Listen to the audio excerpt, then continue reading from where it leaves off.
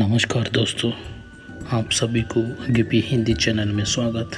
दोस्तों, हमारा चैनल को सब्सक्राइब करें और बेल बटन दबाएं ताकि हमारा पूरा अपडेट आपको मिले। वैसे तो मेरी सौभाग्य है कि मैं अपनी नाना नानी और दादी के साथ इस देश के विभिन्न भागों में पली हूँ, इसीलिए रामायण, पुराणों और गीता की कहानियाँ मुझे विरासत में हर रात को मिलती थी। और बैंगलोर स्टोरी टेलिंग सोसाइटी जैसी संस्था है तो मुझे तो स्टोरी टेलर बनना ही था। मेरे साथ मेरे साथी लावण्या प्रसाद है। लावण्या जी नमस्ते। नमस्ते sir, I am an electrical engineer turned professional storyteller. Sir, I grew up listening to stories from my grandfather. I work with senior citizens in my special project called Roots, where I help them document their life stories for their families. Lavanya ji आपको बहुत बधाई। और जैसा आपने कहा, मैंने भी एक बार मन की बात में सबको कहा था कि आप परिवार में अपने दादा दादी नाना नानी है तो उनसे उनके बचपन की कहानियां पूछिए और उसको टैप कर लीजिए, रिकॉर्ड कर लीजिए, बहुत काम आएगा, ये मैंने कहा था। लेकिन मुझे अच्छा लगा कि एक तो आप सबने जो परिचय दिया अपना, उसमें भी आपकी कला, आपकी कम्युनिकेशन स्किल और बहुत ही कम शब्दों में बहुत ही बढ़िया ढंग से आपने अपना परिचय करवाया, इसलिए भी मैं आपको बधाई देता हूँ। Thank you sir, thank you. अब जो हमारे श्रोता लोग हैं मन की बात के, उनका भी मन करता होगा कहानी सुनने का। क्या मैं आपको रिक्वेस्ट कर सकता हूँ, एक तो कहानी सुनाएं आप लोग? जी बिल्कुल, ये तो हमारा सौभाग्य है जी। चलिए चलिए सुनते हैं कहानी एक राजा की। राजा का नाम था कृष्णदेवराय और राज्य का नाम था विजयनगर। अब राजा हमारे थे तो बड़े गुणवान, अगर उनमें कोई खोट बतानी ही था तो वो था उनका अधिक प्रेम अपने मंत्री तेनालीरामा की ओर और दूसरा भोजन की ओर। राजा जी हर दिन दोपहर के भोजन के लिए बड़े आस से बैठते थे कि आज कुछ अच्छा बना होगा, और हर दिन उनके बावर्ची उन्हें वही बेजान सब्जियां खिलाते थे। तुरई, लौकी, कद्दू, टिंडा। ऐसे ही एक दिन राजा ने खाते खाते गुस्से में थाली फेंक दिया और अपने बावर्ची को आदेश दिया, या तो कल कोई दूसरा स्वादिष्ट सब्जी बनाना या फिर कल मैं तुम्हें सूली पे चढ़ा दूंगा। बावर्ची बेचारा डर गया। अब नई सब्जी के लिए वो कहाँ जाए? बावर्ची भागा भागा चला सीधे तेनालीरामा के पास और उसे पूरी कहानी सुनाई। सुनकर तेनालीरामा ने बावर्ची को उपाय दिया। अगले दिन राजा दोपहर के भोजन के लिए आए और बावर्ची को आवाज दी, आज कुछ नया स्वादिष्ट बना है या मैं सूली तैयार कर दूं? डरे हुए बावर्ची ने झटपट से थाली सजाया और राजा के लिए गर्मा गर्म खाना परोसा। थाली में नई सब्जी थी। राजा उत्साहित हुए और थोड़ी सी सब्जी चखे। वाह, क्या सब्जी थी! न तुरई की तरह फीकी थी, न कद्दू की तरह मीठी थी। बावर्ची ने जो भी मसाला भून के कूट के डाला था, सब अच्छी तरह से चढ़ी थी।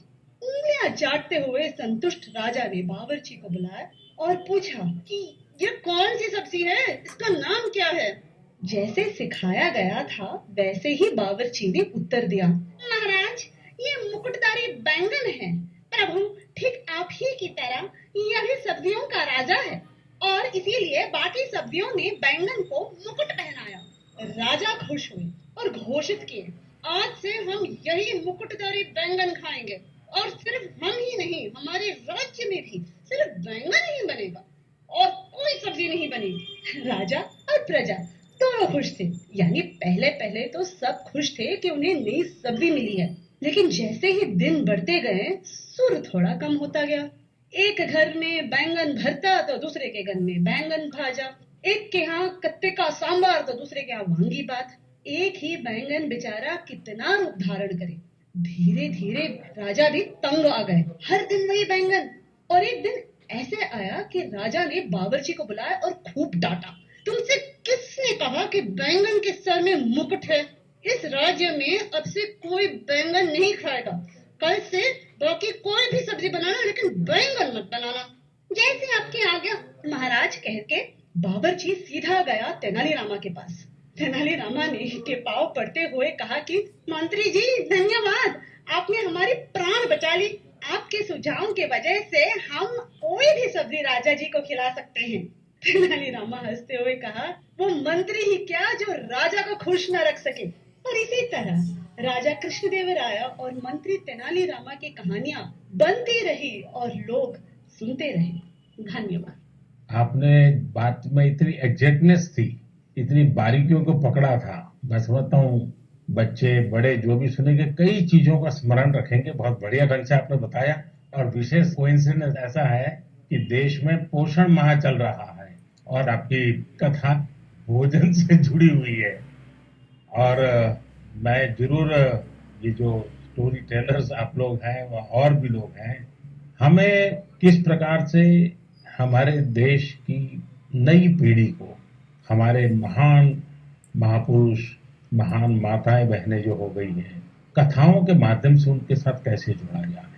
हम कथा शास्त्र को और अधिक कैसे प्रचारित करें, पॉपुलर करें और हर घर में अच्छी कथा कहना, अच्छी कथा बच्चों को सुनाना, ये जाने जीवन की बहुत बड़ी क्रेडिट हो, ये वातावरण कैसे बनाए, उस दिशा में हम सब ने मिलकर काम करना चाहिए। लेकिन मुझे बहुत अच्छा लगा आप लोगों से बात करने का और मैं आप सबको बहुत शुभकामनाएं देता हूँ। धन्यवाद। धन्यवाद सर। कहानी के द्वारा संस्कार सरिता को आगे बढ़ाने वाली इन बहनों को हमने सुना। मैं जब उनसे फोन पे बात कर रहा था, इतनी लंबी बात थी, तो मुझे लगा कि मन की बात के समय की सीमा है, तो मेरे उनसे जो बातें हुई है वो सारी बातें मैं मेरे नरेंद्र मोदी ऐप पर अपलोड करूंगा। पूरी कथाएं जरूर वहां सुनिए। अभी मन की बात में तो मैंने उसका बहुत छोटा सा अंश ही आपके सामने प्रस्तुत किया है। मैं जरूर आपसे आग्रह करूंगा, परिवार में हर सप्ताह आप कहानियों के लिए कोई समय निकालिए और ये भी कर सकते हैं कि परिवार के हर सदस्य को हर सप्ताह के लिए एक विषय तय करें। जैसे मानो करुणा है, संवेदनशीलता है, पराक्रम है, त्याग है, शौर्य है, कोई एक भाव, और परिवार के सभी सदस्य उस सप्ताह एक ही विषय पर सबके सब लोग कहानी ढूंढेंगे और परिवार के सब मिलकर के एक एक कहानी कहेंगे।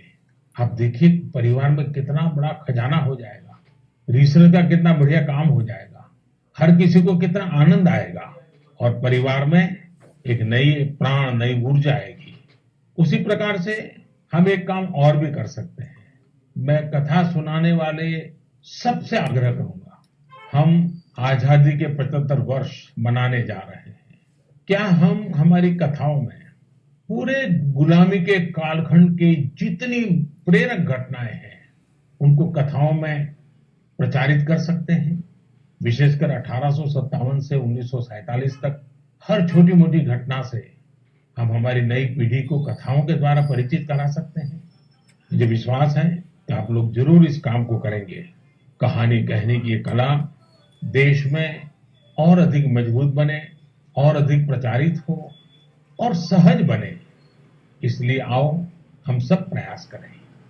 मेरे प्यारे देशवासियों, आइए कहानियों की दुनिया से अब हम 7 समंदर पार चलते हैं। ये आवाज सुनिए। नमस्ते भाइयों और बहनों, मेरा नाम सीरू डमले है। मैं वेस्ट अफ्रीका के एक देश माली से हूँ। मुझे फरवरी में भारत में विश्व के सबसे बड़े धार्मिक त्योहार कुंभ मेला में शामिल होने का अवसर मिला। मेरे लिए ये बहुत ज्यादा गर्व की बात है।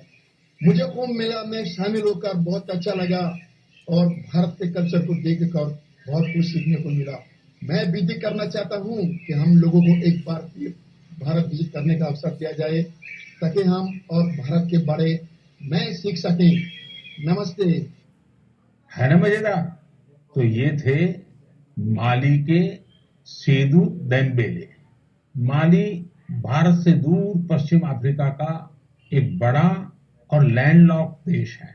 सेदू देम्बेले माली के एक शहर कीटा के एक पब्लिक स्कूल में शिक्षक हैं।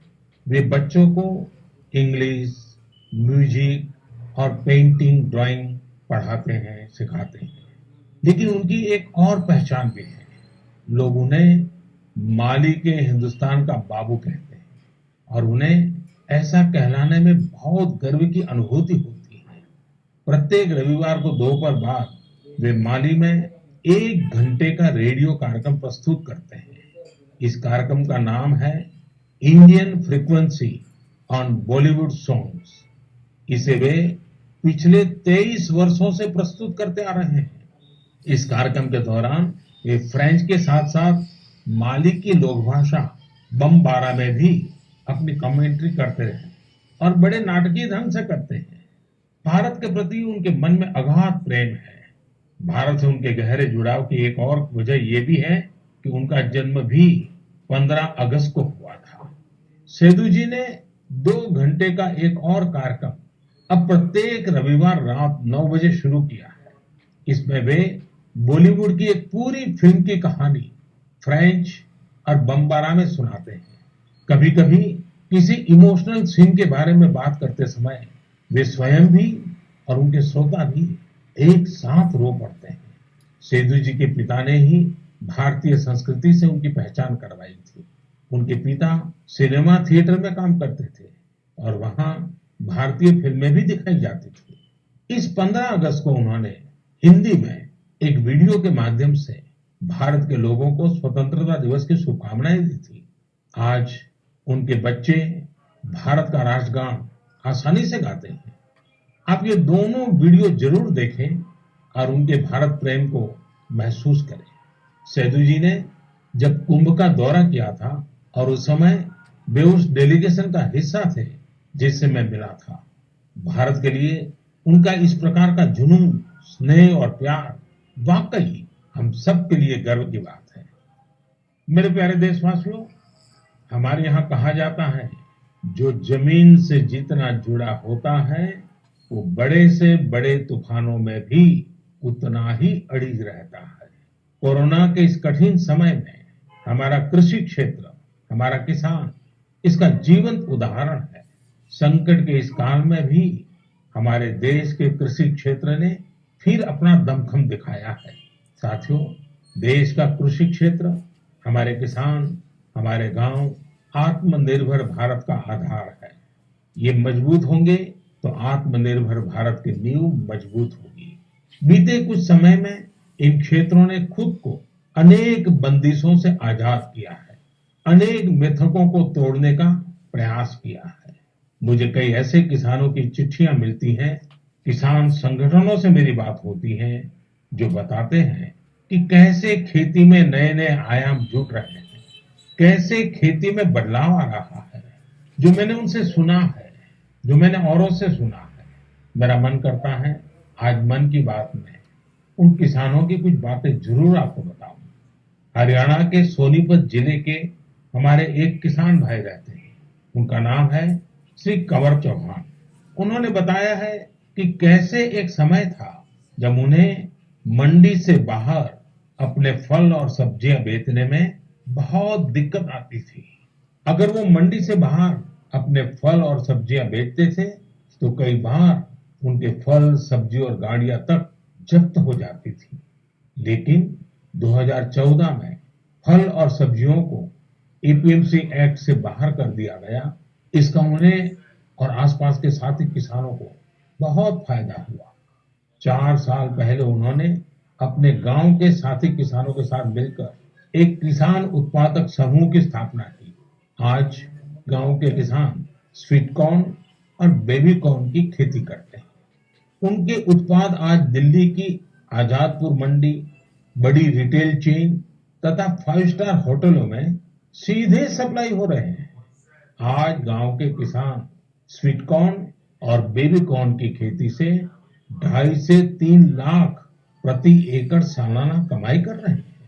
इतना ही नहीं, इसी गांव के 60 से अधिक किसान नेट हाउस बनाकर, पॉली हाउस बनाकर टमाटर, खीरा, शिमला मिर्च इसकी अलग अलग वैरायटी का उत्पादन करके हर साल प्रति एकड़ 10 से 12 लाख रुपए तक की कमाई कर रहे हैं। जानते हैं इन किसानों के पास क्या अलग है? अपने फल सब्जियों को कहीं पर भी किसी को भी बेचने की ताकत है और ये ताकत ही उनकी इस प्रगति का आधार है। अब यही ताकत देश के दूसरे किसानों को भी मिली है। फल सब्जियों के लिए ही नहीं, अपने खेत में वो जो पैदा कर रहे हैं, धान, गेहूं, सरसों, गन्ना, जो उगा रहे हैं, उसको अपनी इच्छा के अनुसार जहां ज्यादा दाम मिले वहीं पर बेचने की अब उनको आजादी मिल गई है। साथियों, 3-4 साल पहले ही महाराष्ट्र में फल और सब्जियों को एपीएमसी के दायरे से बाहर किया गया था। इस बदलाव ने कैसे महाराष्ट्र के फल और सब्जी उगाने वाले किसानों की स्थिति बदली, इसका उदाहरण है Shri Swami Samarth farmers producer company limited. एक किसानों का समूह है।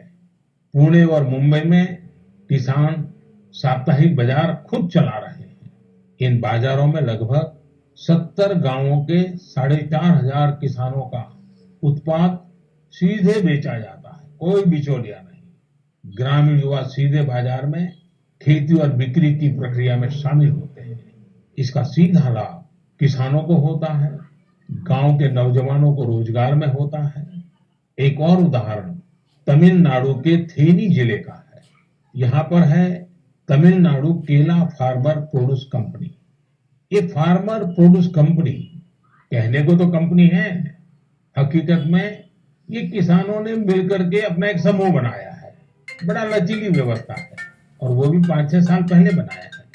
इस किसान समूह ने लॉकडाउन के दौरान आसपास के गांवों से सैकड़ों मीट्रिक टन सब्जियां, फलों और केले की खरीद की और चेन्नई शहर को सब्जी कॉम्बो किट दिया। आप सोचिए कितने नौजवानों को उन्होंने रोजगार दिया। और मजा ये है कि बिचौलियों न होने के कारण किसान को भी लाभ हुआ, उपभोक्ता को भी लाभ हुआ। ऐसा ही एक लखनऊ का किसानों का समूह है। उन्होंने नाम रखा है इरादा फार्मर प्रोड्यूसर। इन्होंने भी लॉकडाउन के दौरान किसानों के खेतों से सीधे फल और सब्जियां ली और सीधे जाकर के लखनऊ के बाजारों में बेची। बिचौलियों से मुक्ति हो गई और मन चाहे उतने दाम उन्होंने प्राप्त किए। साथियों, गुजरात में बनासकांठा के रामपुरा गांव में इस्माइल भाई करके किसान है। उनकी कहानी भी बहुत दिलचस्प है। इस्माइल भाई खेती करना चाहते थे, लेकिन अब जैसी ज्यादातर सोच बन गई है, उनके परिवार को भी लगता था कि इस्माइल भाई ये कैसी बात कर रहे हैं। इस्माइल भाई के पिता खेती करते थे, लेकिन इसमें उनको अक्सर नुकसान ही होता था। तो पिताजी ने मना भी किया, लेकिन परिवार वालों के मना करने के बावजूद इस्माइल भाई ने तय किया कि वो तो खेती ही करेंगे। इस्माइल भाई ने सोच लिया था कि खेती घाटे का सौदा है। वही सोच और स्थिति दोनों को बदल कर दिखाएंगे। उन्होंने खेती शुरू की, लेकिन नए तरीकों से, इनोवेटिव तरीके से। उन्होंने ड्रिप से सिंचाई करके आलू की खेती शुरू की और आज उनके आलू एक पहचान बन गए हैं। वो ऐसे आलू उगा रहे हैं जिनकी क्वालिटी बहुत ही अच्छी होती है। इस्माइल भाई ये आलू सीधे बड़ी बड़ी कंपनियों को बेचते हैं। बिचौलियों का नामो निशान नहीं, और परिणाम अच्छा मुनाफा कमा रहे हैं। अब तो उन्होंने अपने पिता का सारा कर्जा भी चुका दिया है। और सबसे बड़ी बात जानते हैं, इस्माइल भाई आज अपने इलाके के सैकड़ों और किसानों की भी मदद कर रहे हैं। उनकी भी जिंदगी बदल रहे हैं। साथियों, आज की तारीख में खेती को हम जितना आधुनिक विकल्प देंगे, उतना ही वो आगे बढ़ेगी। उसमें नए नए तौर तरीके आएंगे, नए इनोवेशन जुड़ेंगे।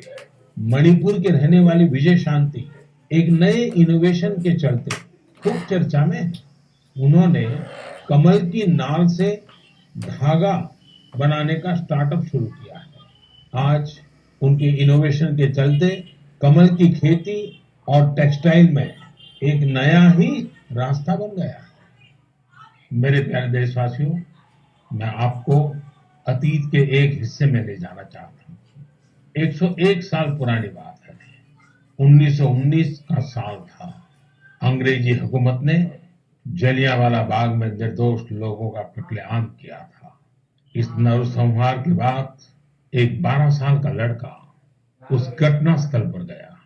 वह खुशमिजाज और चंचल बालक, लेकिन उसने जलियांवाला बाग में जो देखा वह उसकी सोच के परे था। वह स्तब्ध था, यह सोचकर कि कोई भी इतना निर्दयी कैसे हो सकता है। वह मासूम गुस्से की आग में जलने लगा था। उसी जलियांवाला बाग में उसने अंग्रेजी शासन के खिलाफ लड़ने की कसम खाई। क्या आपको पता चला कि मैं किसकी बात कर रहा हूं? हाँ, मैं शहीद वीर भगत सिंह की बात कर रहा हूं। कल 28 सितंबर को हम शहीद वीर भगत सिंह की जयंती मनाएंगे। मैं समस्त देशवासियों के साथ साहस और वीरता की प्रतिमूर्ति शहीद वीर भगत सिंह को नमन करता हूं। क्या आप कल्पना कर सकते हैं, एक हुकूमत जिसका दुनिया के इतने बड़े हिस्से पर शासन था, इसके बारे में कहा जाता था कि उनके शासन में सूर्य कभी अस्त नहीं होता।